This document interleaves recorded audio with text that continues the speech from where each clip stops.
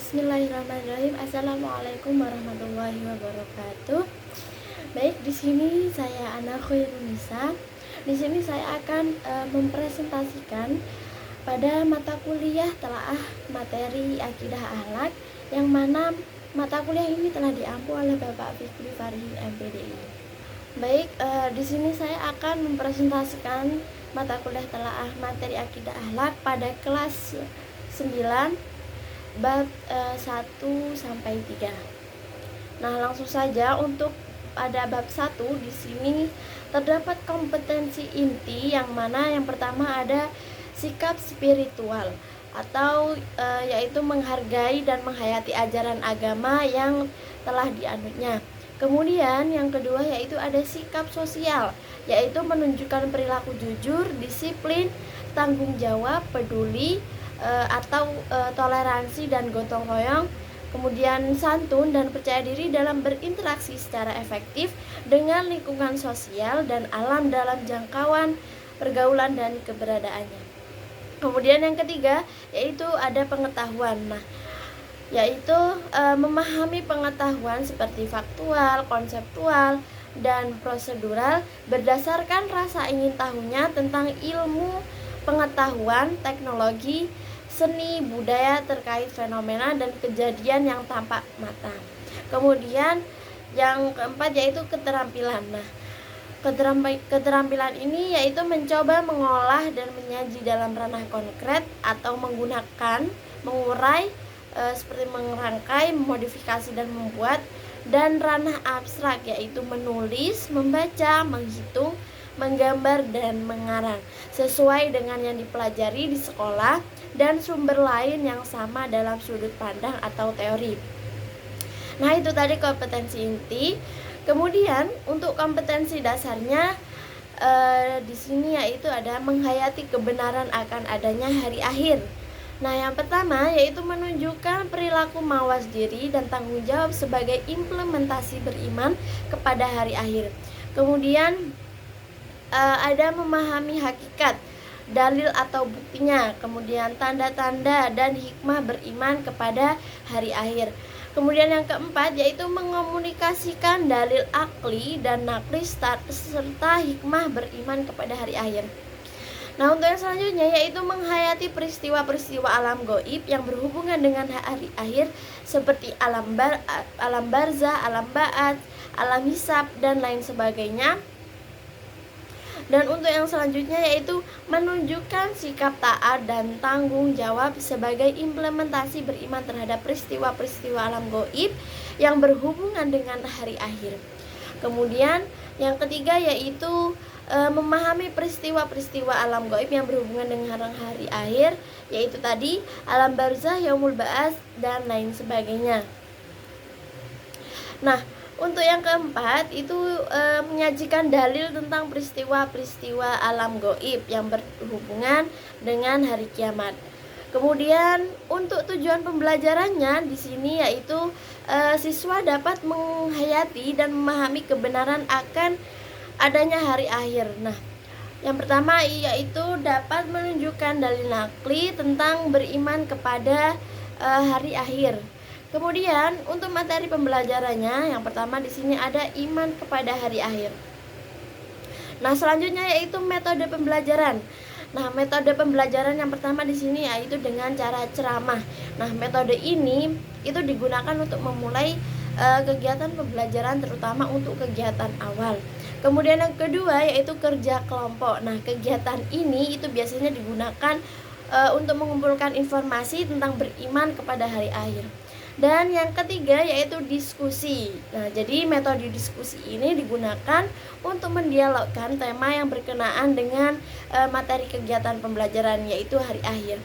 Nah, untuk materi intinya di sini saya akan menjelaskan sedikit saja rangkumannya, yaitu yang pertama, suatu saat alam semesta itu beserta isinya akan hancur atau rusak, yang mana disebut dengan hari kiamat atau hari akhir.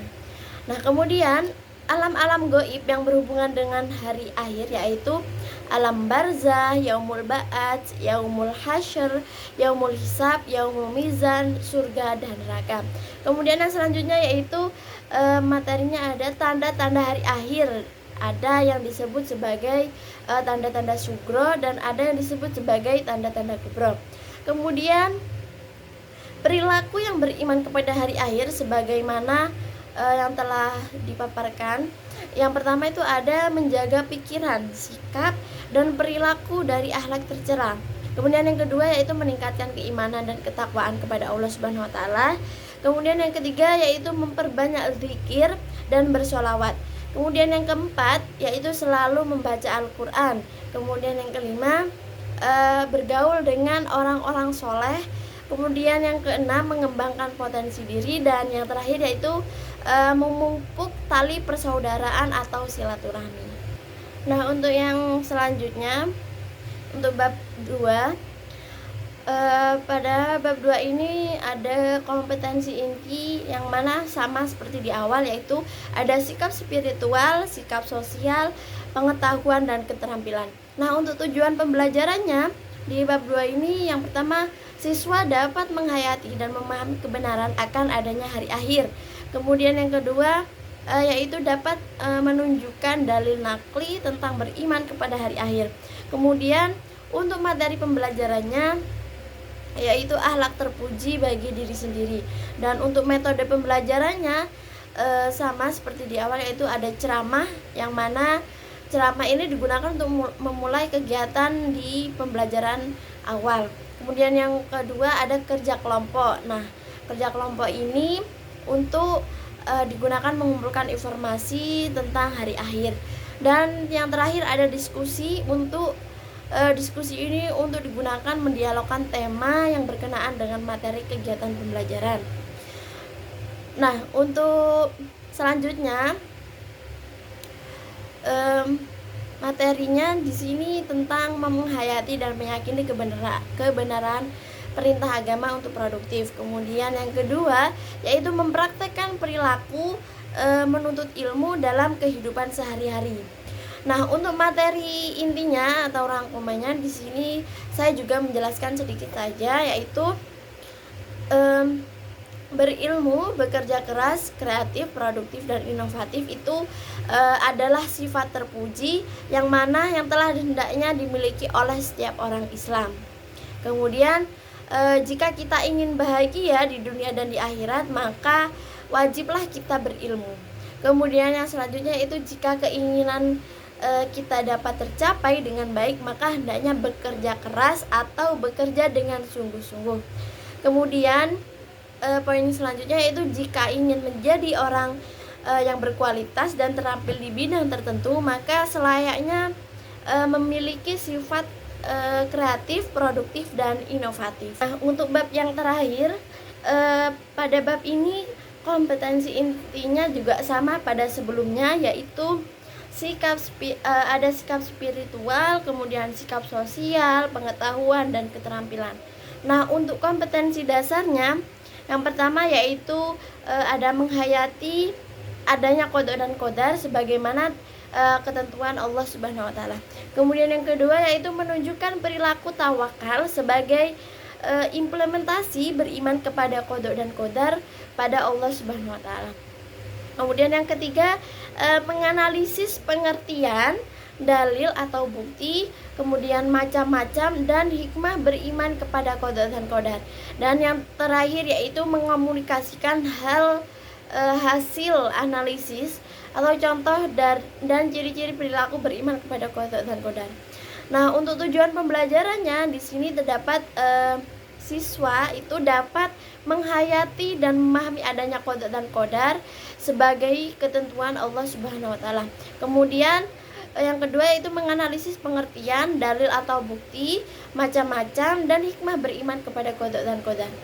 Nah, untuk materi pembelajarannya yaitu adalah iman kepada qada dan qadar. Dan yang terakhir yaitu metode pembelajarannya sama seperti di awal, menggunakan metode ceramah, kemudian kerja kelompok, kemudian yang terakhir ada diskusi. Nah, untuk sumber pembelajarannya terdapat pada buku paket Akidah Akhlak kelas 9, Al-Quran dan terjemahnya.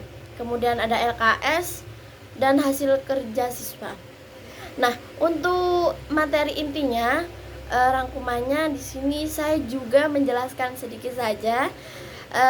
Jadi kode itu secara bahasa adalah ketetapan, ketentuan, keputusan, kehendak, hukum, dan pemberitahuan serta penciptaan Allah sejak zaman azali atau rencana Allah Subhanahu wa taala.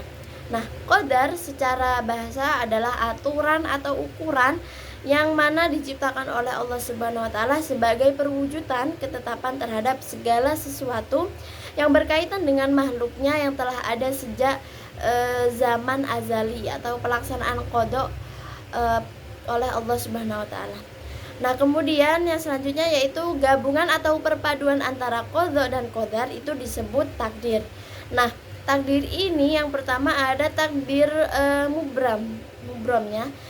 Nah, takdir ini yaitu takdir yang tidak dapat diusahakan atau tidak dapat ditawar-tawar oleh manusia. Kemudian yang kedua ada takdir mu'allaq.